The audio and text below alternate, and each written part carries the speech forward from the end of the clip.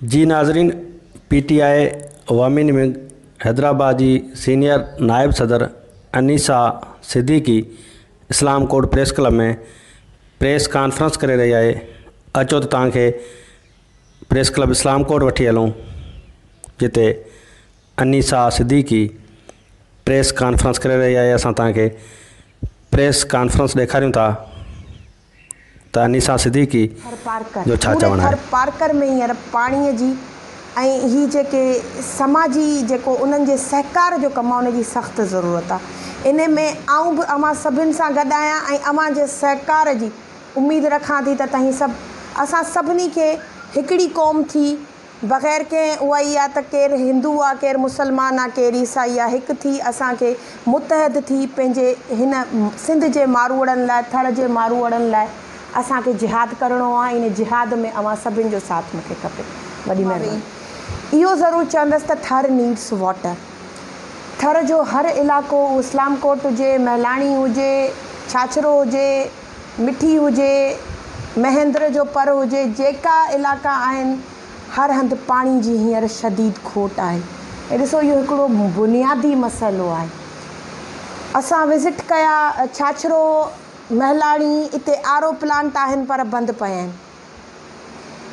खूहनि जो पाणी खारो आवाम ताईं पहुचे नथो। इन शइ ते ऐं हितां बि वेही हुकुमराननि खे अपील कयां थी। असांजे MNA साहब जा मोहतरम ब्रदर हिते मौजूदु आहिनि।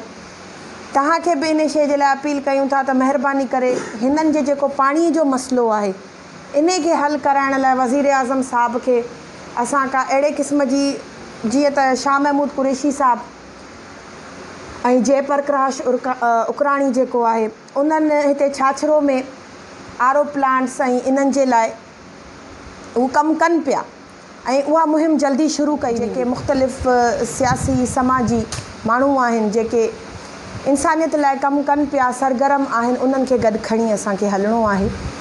ऐं इहो ई मक़सदु आहे। इंशाअल्लाह ताला कोशिशि इहा ई आहे त अॻियां इन अज़म खे जारी ऐं सारी रखंदासीं। इंसानियत जी ख़िदमत बग़ैर कंहिं मज़हब, कंहिं कास्ट, क्रीड, रिलीजन खां बालातर थी करणु खपे।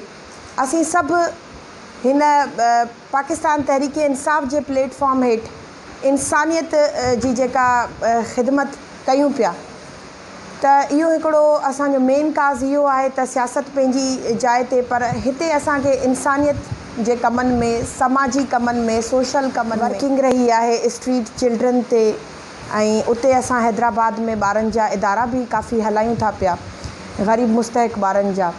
ऐं त इन हवाले सां ईद खां पहिरीं मुंहिंजी हमेशह कोशिशि रहंदी आहे त जिथे जिथे पहुची सघूं था। लास्ट टाइम रमज़ान शरीफ़ जी ईद खां पोइ मां छाछरो, महिलाणी, इन साइड जेके आहिनि से ईद जा कपिड़ा